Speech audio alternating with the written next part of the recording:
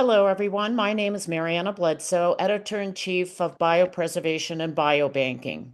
I will be moderating today's webinar. Welcome today to today's webinar featuring the recipient of ISBER 2026 Best Paper Award in Biopreservation and Biobanking.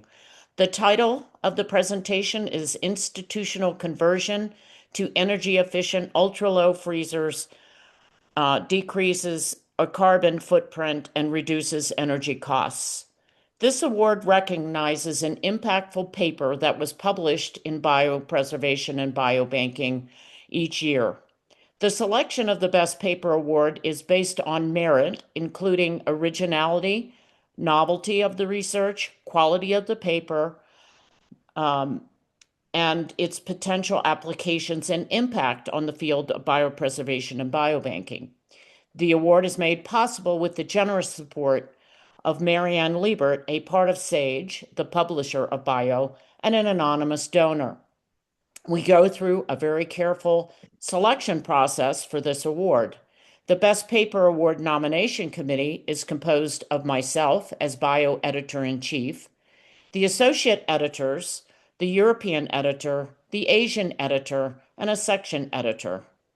In particular, we selected the paper because of its novelty, the importance to green biobanking, and potential reduction of greenhouse gases, biobanking funding requirements, and ultimately sustainability. Its potential impact is quite broad, cutting across a broad range of types of biobanks and cryopreservation, as well as potentially impact really any research requiring ultra-low freezers. Before we get started, I would like to go over the format for this webinar. Dean Shehu will give a 30 to 35-minute presentation. After his presentation, we will hold a question and answer period. All lines will be placed on mute during the presentation. You may post written questions during the webinar by using the question and answer box in your Zoom panel. After the presentation, all questions will be answered. I am now happy to introduce the presenter. Dean Shehu is the Senior Category Manager for Research at UCSF. Dean leads a strategic sourcing team that creates supply chain solutions to improve operational efficiency, sustainability, reduce supply risks, and lower costs for UCSF's research enterprise. Dean, you may begin your presentation. Thank you. First, I have to say, I'm extremely honored to receive this award. It was completely unexpected. Um, when my project team started our work, initially we didn't know whether we would have anything that would merit publication, and so we felt honored just to be accepted into a journal. Um, I will move on to the next slide. And I think the best way to understand our work is to give the story of our project, which is sort of uh, the it's the underpinnings of how something came to be to the point where it was an organized set of data that could be submitted for publication. So I'll discuss the problem that we saw at UCSF, talk about the pilot project, which basically is the results that we published.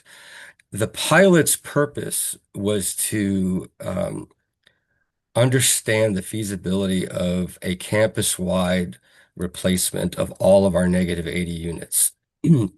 And with that, we have tools for other institutions to use so that people don't have to start from scratch. And I'll discuss those. So here's an overview of UCSF and what we saw when we looked into this. We have 1,250 negative 80 freezers, and that number changes a little every year. almost all of them were energy efficient models. Those energy inefficient models use as much energy as a home, a three-bedroom home. And so the chief sustainability officer at UCSF reached out to me and asked me to evaluate the energy savings and cost saving potential of going with these newer Energy Star certified freezers, which use a third of the electricity um, of these standard units. And initially, I just ran some quick math on whatever data we had, and the numbers were pretty staggering. When we looked at the potential savings of $2.3 million in energy costs, and I presented those to a committee of research executives at UCSF. 2 months later, the dean of the School of Pharmacy reached out to me and said, "Hey, I want to move forward. I want to make the School of Pharmacy the lead-in school at UCSF in terms of green initiatives." And when you have the support of the dean of the School of Pharmacy, things start to move. Resources get found, money comes your way. So we received $750,000 in grant funding, which allowed us to replace 43 of the most energy inefficient freezers in one building. We decided that, we were going to do this at no cost to the labs.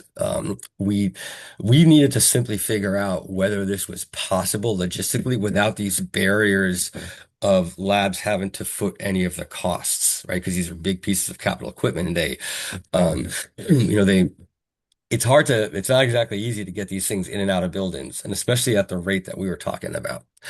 Um, Consolidation was another ambitious goal. Everybody in the labs knows that there's a lot of stuff in these -80s that can be thrown out. And so we were curious as to how many labs could go from 2 units to one, throw out half of their contents, and it's just, eliminate an entire -80. And again, logistics. We were looking at in this pilot, we tripled the rate of disposal and acquisition for -80s. And also, how do we keep these samples from being exposed to ambient temperature while they're being transferred from one unit to the next? When we initially looked at this problem, I had a data set of assets, freezer assets from our controller's office. Now, that data showed about 1,000 units, and so um, the first question we had was, we really should have more accurate information than this because the inventory is only conducted every 2 years. It's sort of done in a inconsistent manner because labs are asked to um, do it and submit their work, and some people aren't very thorough.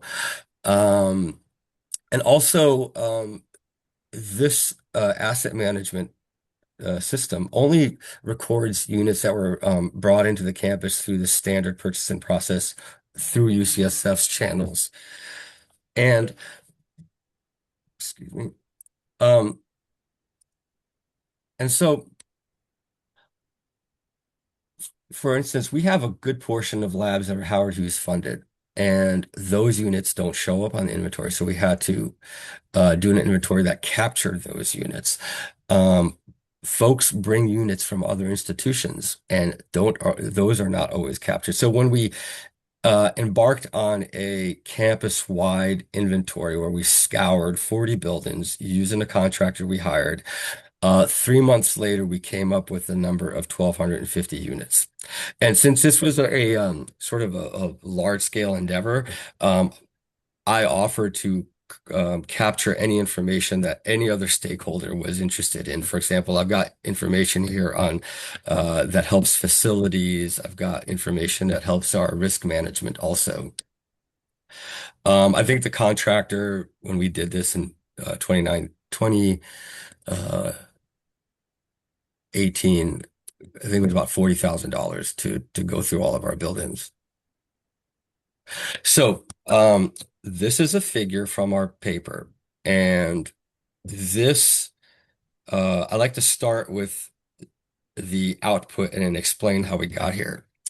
Um, what you see is the energy use projections for the 43 units that we replaced versus keeping those units. And I go out about 15 years here because that's sort of the best expected lifespan of one of these units.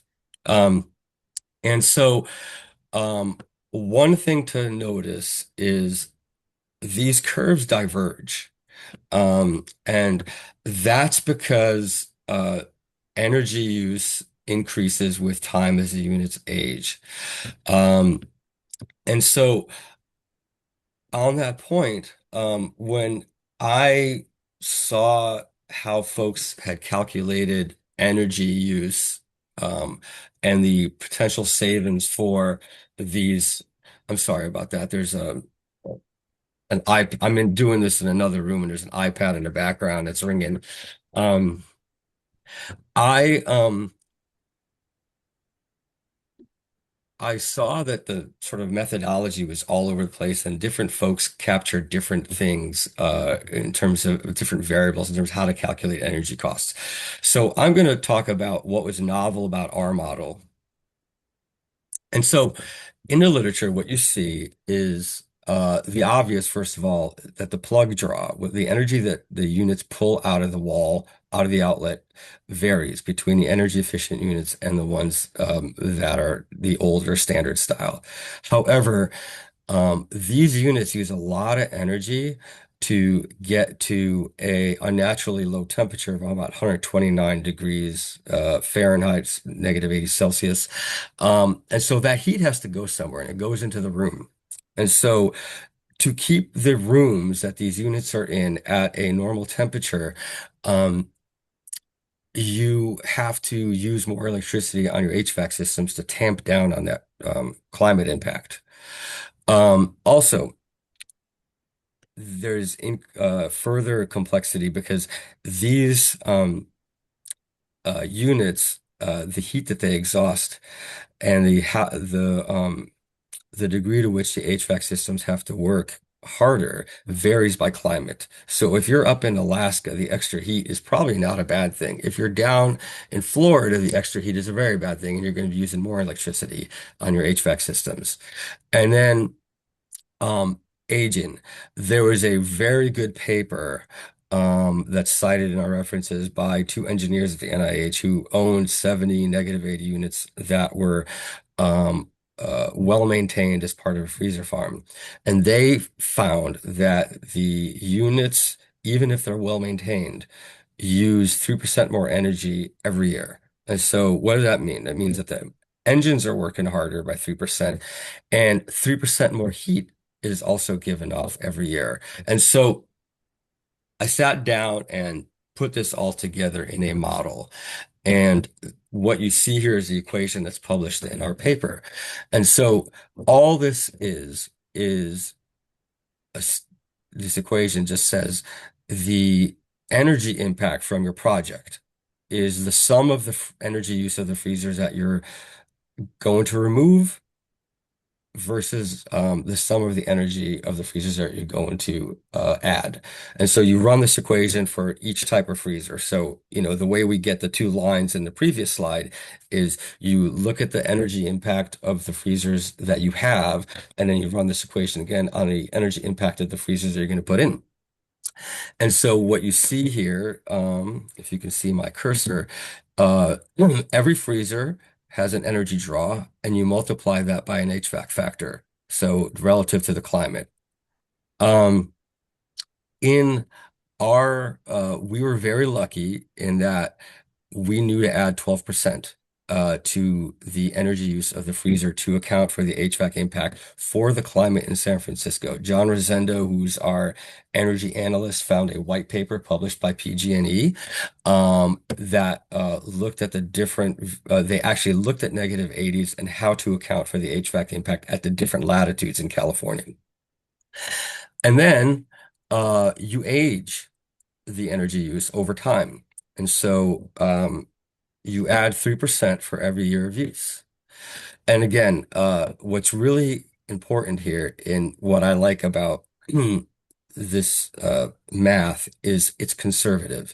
The 3% energy decline every year, the decline in energy efficiency, is based on well-maintained freezers. And I'll talk about later that the variability in maintenance matters a lot. And so when you're presenting a business case, I always like to show most conservative and then point out just how bad things actually probably are in reality. So what we do in the paper, and I encourage people to read the supplemental, is we walk folks through the calculations. Um, and so the equations basically are used to plot every data point in the chart in an Excel spreadsheet. And so we take an example of a freezer that uses 20 kilowatt hours per day, and we say, what's the energy impact going to be in year 15? Now, to plot this, what you do is you plot every year from 1 to 15, and then it gives you your curve. But I encourage folks who are maybe confused about what the equations mean to look at this supplemental where we just walk everybody through the math. Um, so the energy savings were pretty impressive. However, um, executive management needs to see a solid business case. And so all of that has to be converted to dollars. And so, uh, just like with the energy savings, you're comparing the um, status quo, which is keeping your older units versus replacing all of those. And again, the literature showed pretty simple calculations. Talking with our energy folks, they pointed out that, well, it's not straight line curves moving across a graph. The energy rates increase over time. And so if you look at the slopes of the curves, if you remember the slopes of the curves in the energy use diagram, those slopes now increase further. And so what this comes out to mean is that um, by embarking on a project where you switch out your old negative 80s with energy efficient ones, your savings versus what your energy use and cost would have been actually increase over time because you're starting with two different, significantly different values, and you're compounding those first by the 3% decline in energy efficiency, and then you're compounding even further by the average increase in energy rates, which in UCSF, I think is about 3.5% annually that our rates increase. And so when you replace the units at full cost, I think the units go for about $14,000 a year now on average. You still get an 8-year payback period, which is pretty good by capital investment standards. And so here's the math behind the graph.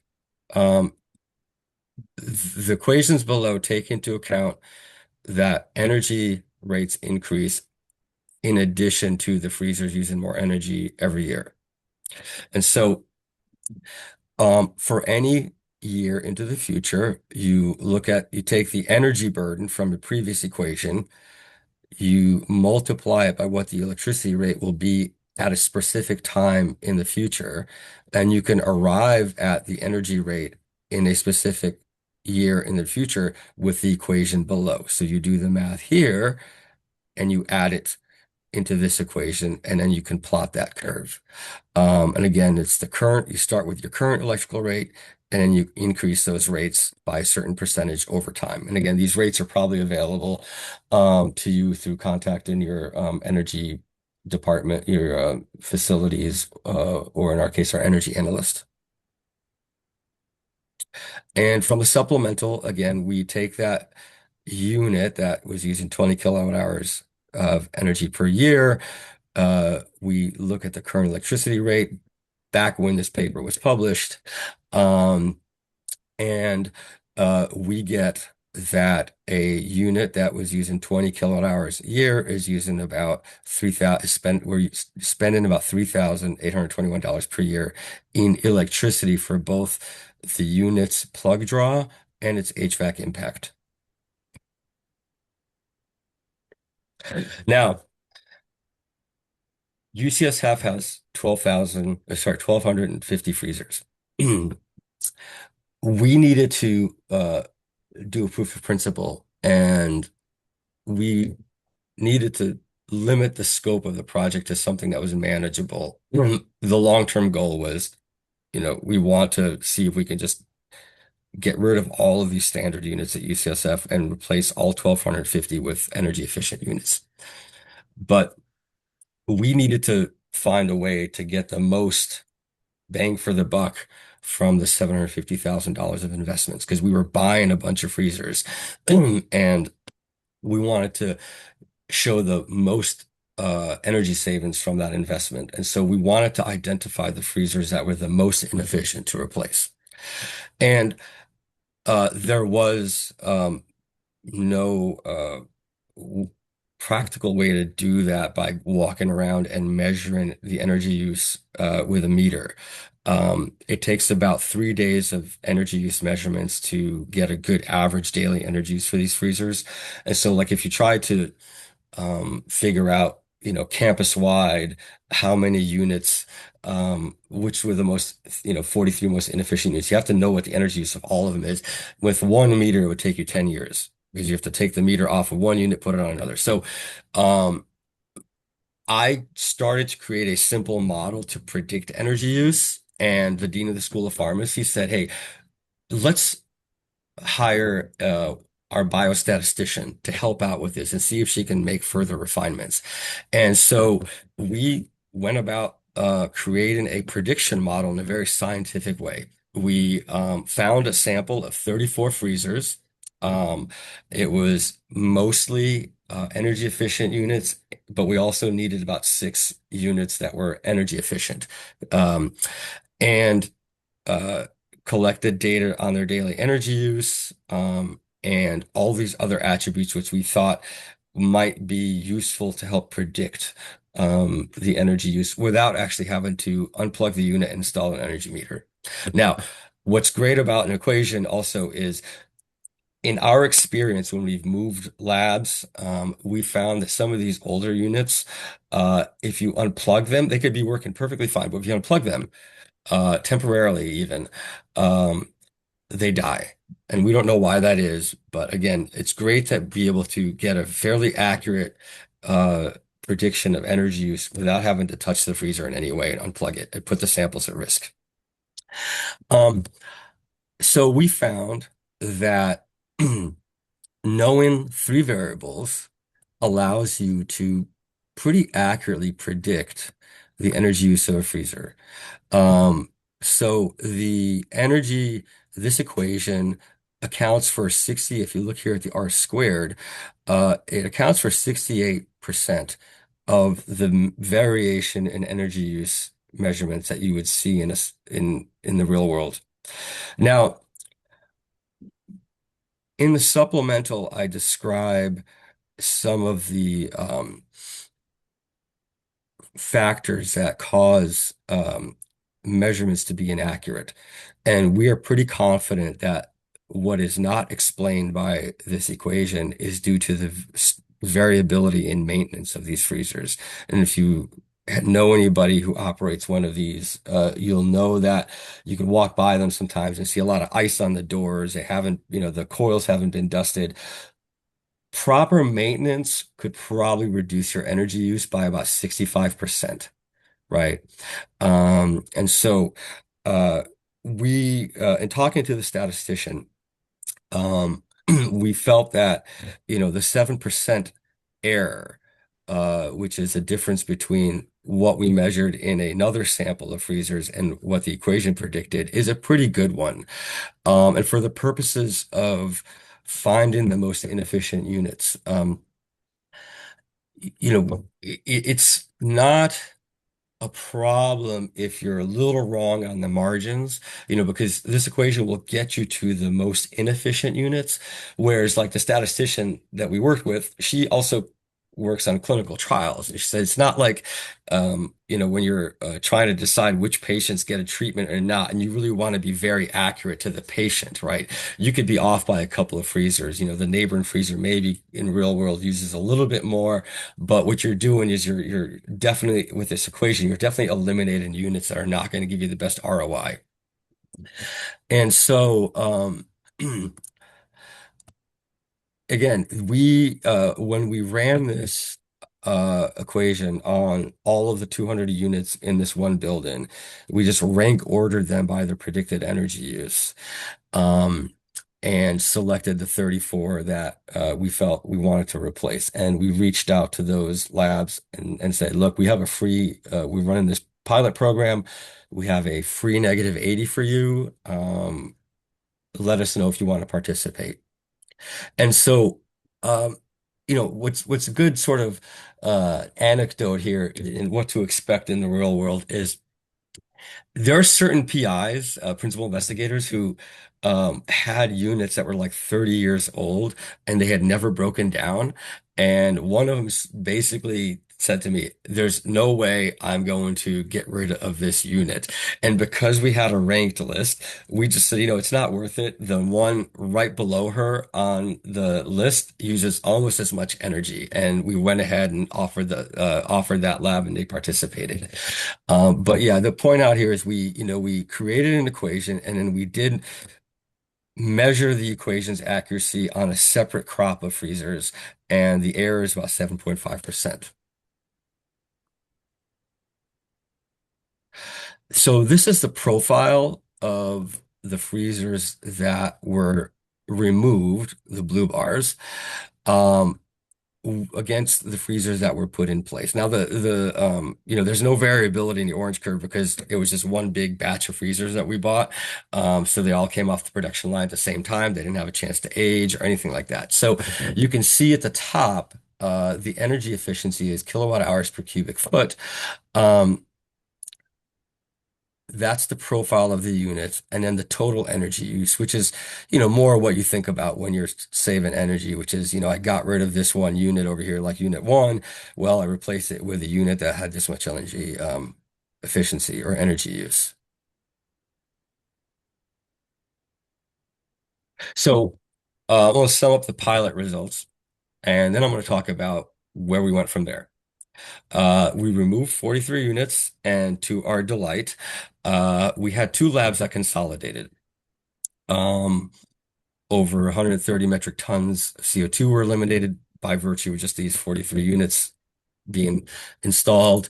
Our project costs were about $680,000.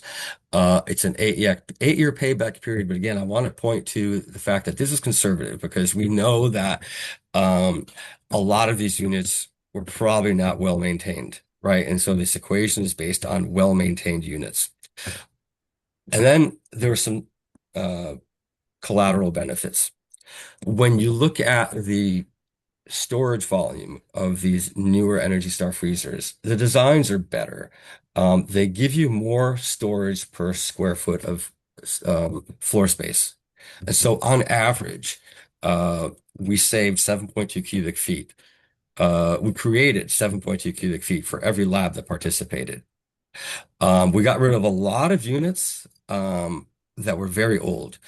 Uh, there's published work that after 10 years, um, the -80 freezers uh, get to a point where their compressors are working every day, 24/7, to keep the units at -80. And this is a bad thing because, right off the assembly line, they really only need to go on when somebody opens the door and closes it and they want to get the unit needs to get back to temperature.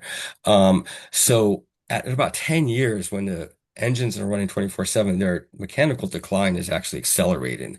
And so what we found is that from our target list, 35 of the units that we selected for replacement were already exhibiting signs of failure. The owners of those units were very glad to hear from us and, eager to be the first ones to get the new units. We presented these results to the Chancellor's Cabinet and asked for funding to move to a larger scale project. And they gave us $3 million from UCSF's cash reserves to create a campus-wide program. And so I'm now talk about uh, where we are now with regard to this program. So start with the chart. What you see here is our energy cost model applied to the full 1,250 units. And again, you can see that it's a great thing to replace these units because if you kept them, your energy use would be at the far end here where 15 is much higher than where you'd be now, right? So, it's great to know that, the energy savings actually increase over time because you're compounding two different starting values, very different starting values by, I think, about 6.5%. Now, another twist, which added a challenge to this, the sponsor of the program said, for the campus-wide initiative, we don't want to cover the full cost of the units. We think that everybody who participates should have some skin in the game. After all, they're getting a very expensive piece of capital equipment. Um, and so um, we held focus groups to determine what's the proper incentive. And we arrived through that research at $10,000 per freezer. So that means the lab's probably paying about 4,000 out of pocket. Um, Another goal before moving on to this placement program, I really wanted to make sure that we stopped any future purchases of inefficient freezers. Now, that's actually not easy at an academic institution where every lab acts like their own business. And so I'll talk about a process we put in place that has ensured and resulted in zero -80 freezers of the standard kind being purchased. Um, Another twist, an idea that one of our team members had was to separate out the 10,000 rebate into two components. If you look at what some other institutions have publicized in terms of a rebate incentive, they give just $1 amount. We wanted to incentivize labs to actually consolidate their contents and get rid of more units, end up with a net lower number of units. And so we arrived at $4,000 for simply showing that you're buying an Energy Star unit. And that kind of bridges the gap between, what's on the market for a standard unit and what the cost of these newer Energy Star units are. Um, and that's worked out really well. But then $6,000 for discarding the old unit. So you first get $4,000 when you place the order and you prove that you're buying an Energy Star unit. And then when you show proof that the old unit has been discarded, and then again, these units are recycled, you get $6,000. So not only do we remove the units, but we make sure they don't end up in other institutions, right? We don't want to pass our carbon footprint on to anybody else. And so we started this program in January of 25, and we've replaced 219 units, and 14 units have been removed through consolidation. Um, I'll move on to the next slide. So, I want to spend a little time talking about the policy part of this, and we have these tools available for everybody in our, you'll see later through some QR codes. Um, the challenge is with preventing folks from buying things. Orders for capital equipment go through buyers who review for all sorts of compliance issues. Um, these buyers can sometimes get strong-armed by very powerful principal investigators. So, um, you know, we had this was in some ways not an easy challenge. And so first what we had to do is train our buyers to identify what an energy efficient Energy Star freezer was and what an ultra low freezer was, right? Because they see everything. I mean, they see everything from centrifuges to chairs to anything that somebody buys. And so they had to be trained on identifying what's an ultra low freezer versus something that's going to go in somebody's kitchen, some sort of break room. And so we created a process reference. Second, if they find that a unit is not an energy efficient unit, they were instructed to educate that lab on our policy. And to uh, to do that, we did a couple of things. First of all, we did send out communications across campus and newsletters, and we also asked the deans of each school to cascade downward to their department chairs, and their department chairs cascading down the communication to their principal investigators about the new policy. So we feel that we reached everybody, and we hoped, as best possible, the best effort possible to reach everybody about this message. However, not everybody remembers all the communications that get sent at a large academic institution.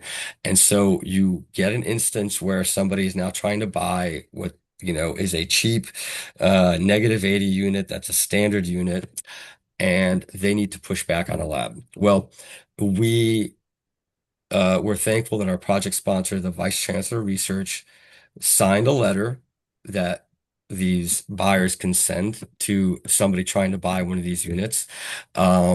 And we drafted an email for them to attach the letter to.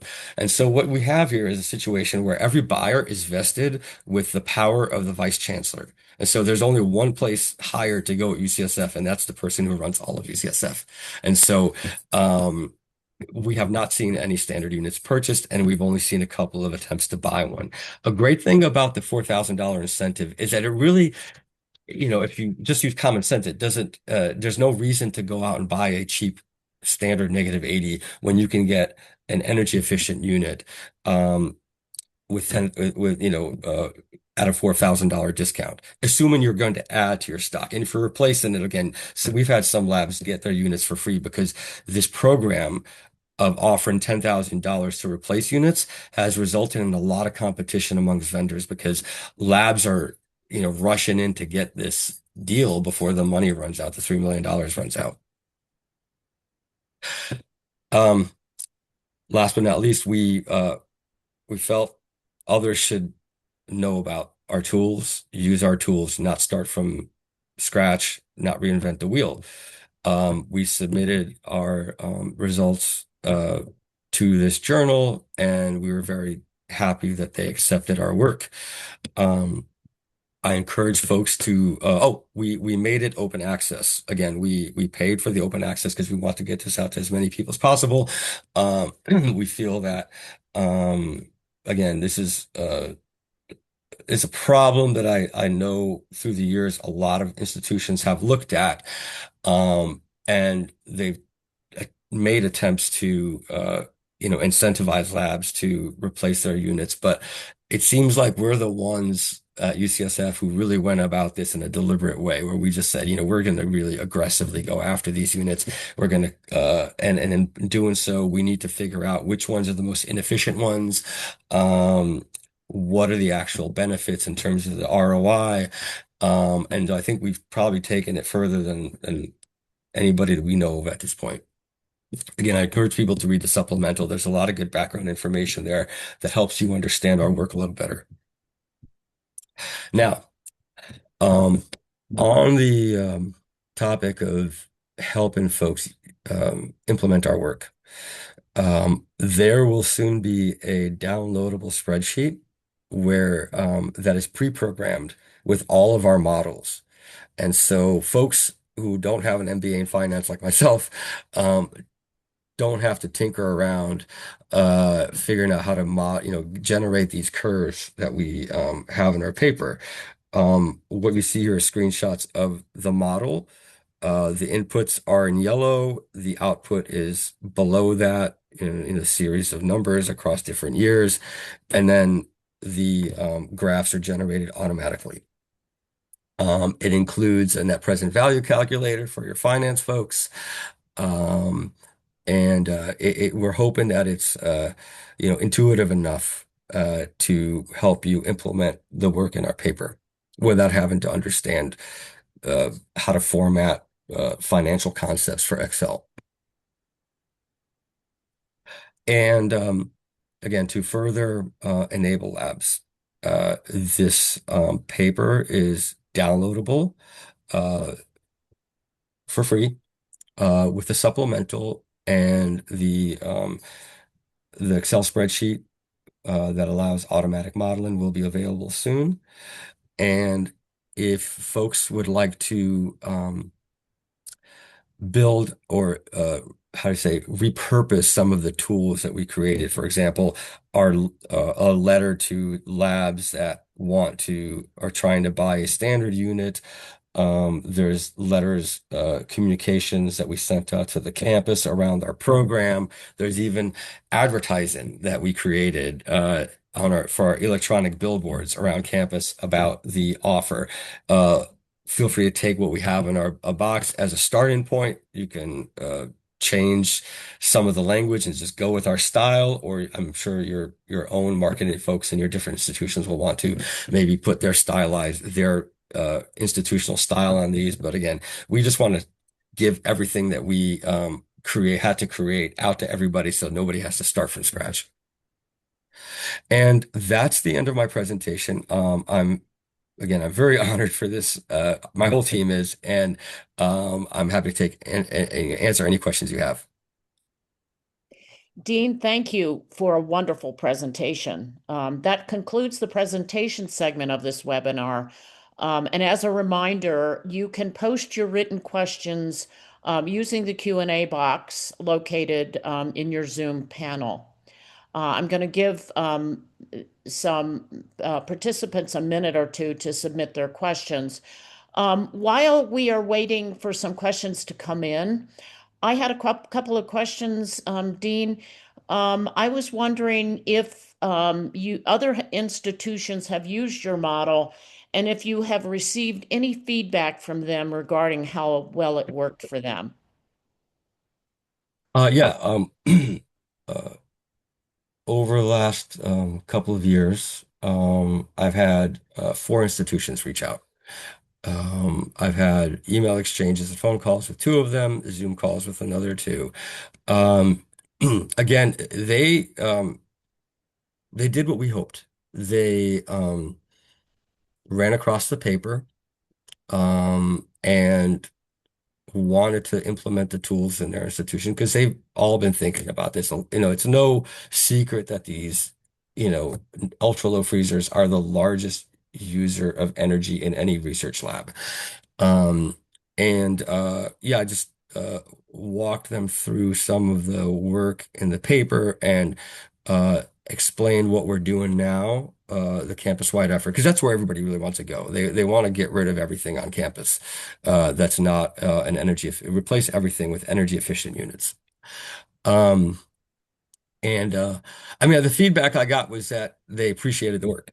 Again, we're glad that we published it, open access. I think University of Washington said that they've read the paper multiple times to just try to get understand the tools really well.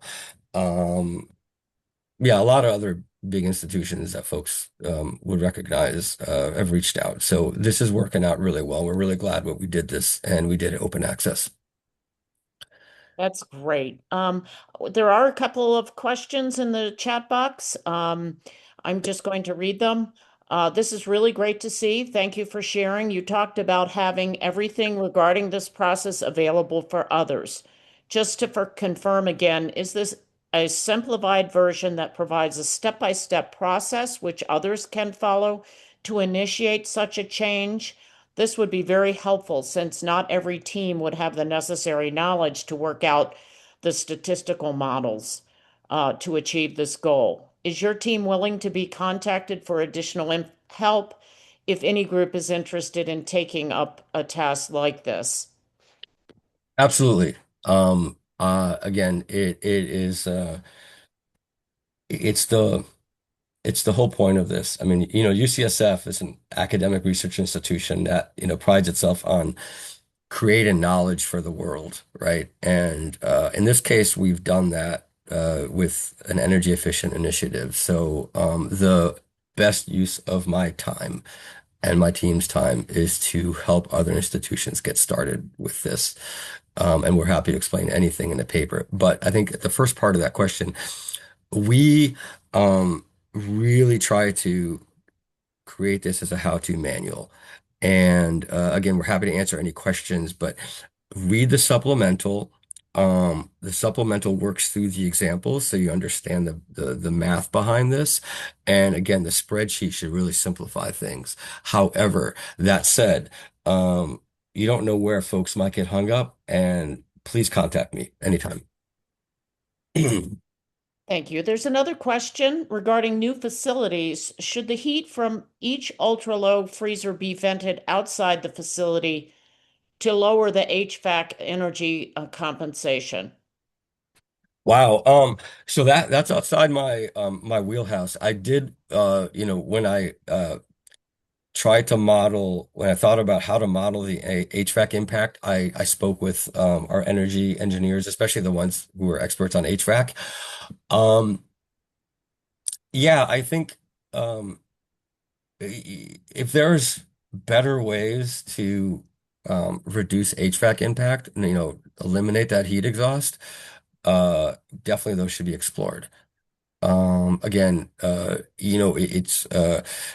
is a lot of variability in the HVAC calculation part of this, and I'll just sort of go into little detail just for folks here, since it's being recorded. But um, the original version of that equation used guidance from a facilities manual, which stated that what you do is you take the plug draw and you add anywhere from 20 to 80%, dependent on the type of HVAC system installed. So you can see right now, like, there's multiple types. The complexity here is great because even in, across the campus, we have different buildings. Some are older than others, and some have, they're going to have different uh types of HVAC systems. And so in some cases, if you've got a weaker HVAC system, those are going to work harder and you're going to add 80% to the plug draw. In some cases, you've got a very modern and powerful HVAC system and only add 20%. And so we felt pretty lucky when John Rosendo, the co-author, the energy analyst, found that white paper where we said, okay, look, we have to account for HVAC, but we just got to give folks a simple reference. And in our case, we knew that we could use 15%, right? The whole point here is to create a business case for replacement, and you don't want to discount HVAC. And I've fielded questions with engineers and institutions about, all the different ways that you can add HVAC to this. But the point being, you got to account for HVAC. Now, it'd be, building design is totally outside of my competency, so I won't go there. But definitely, if folks could do something about the HVAC impact of these units, it'd be great. Not just these, but there's other units that exhaust heat in these labs. Great, thank you. While we're waiting for additional questions to come in, I had another question. Are there any situations where the use of the model would not be appropriate? Um, Not really. I mean, I feel like there's no controversy around this model. It was just, both models, right? The one to predict energy use and the one to forecast energy costs. In both cases are conservative. Um, I think actually to the contrary, I've had discussions with operational folks at UCSF about how our methods could be reapplied to other types of energy intensive capital equipment, right? So if you look at what we did in our project, say there's something that's another type of equipment in a lab or anywhere, it doesn't have to be, it could be like a server, right? A room of servers, and you want to figure out what the energy uh, how to predict energy use without actually having to unplug things. You would unfortunately have to, measure the energy use on, a crop of those units, a statistically significant sample. In our case, it was 34. And to create a model for that unit where, future measurements are not needed, and you just have to, plug in some values like the age of the unit, I don't know what other factors there would be for other types of equipment, but uh, the kilowatt hours used or something, and you get an energy prediction. So I think our work could be the basis for extending this uh, process to other types of capital equipment so that they can be more efficiently identified and then, modeled correctly, right? The one thing I think was really great to learn in my literature read is that you have to, you can't look at these units as static. In terms of their energy use, right? Their equipment, they age over time, and because they age, these motors run harder, right? Just like the gas efficiency in a car, it decreases over time because the components in the car get older. Great, thank you. Um, I just wanted to point out, if we have any last minute questions, please post them in the Q&A box. I just wanted to point out that the letter to the editor that Dean mentioned should be available shortly, published online in Bio. And we will try to send the link to that letter with the downloadable spreadsheet afterwards, along with the slides. Since there are no further questions, I'd like to thank Dean for his wonderful presentation and thank you all for your participation today. We hope you've enjoyed this session. An email will be sent to you with the recording of this session and again, the link to the letter to the editor. Thank you Alice, again. thank you. Great. Thank you, Mariana. Thank you, Dean. Before we wrap up the webinar, we would like to invite you to check out the other webinars presented by ISBER and available on the isber.org website under webinars. We've got quite a few webinars coming up, and these webinars are usually free to ISBER members. So if you're not a member, we also invite you to learn about the membership benefits and biojournal options through the website. ISBER is also pleased to invite you to its next in-person meeting, the International Biospecimen Summit, taking place in Toronto, Canada, from October 28th to 30th. And for more information, please visit the website or contact us through email or phone number. Thank you, everyone. We look forward to you joining us at these future events, and this concludes the webinar. Goodbye. Bye-bye.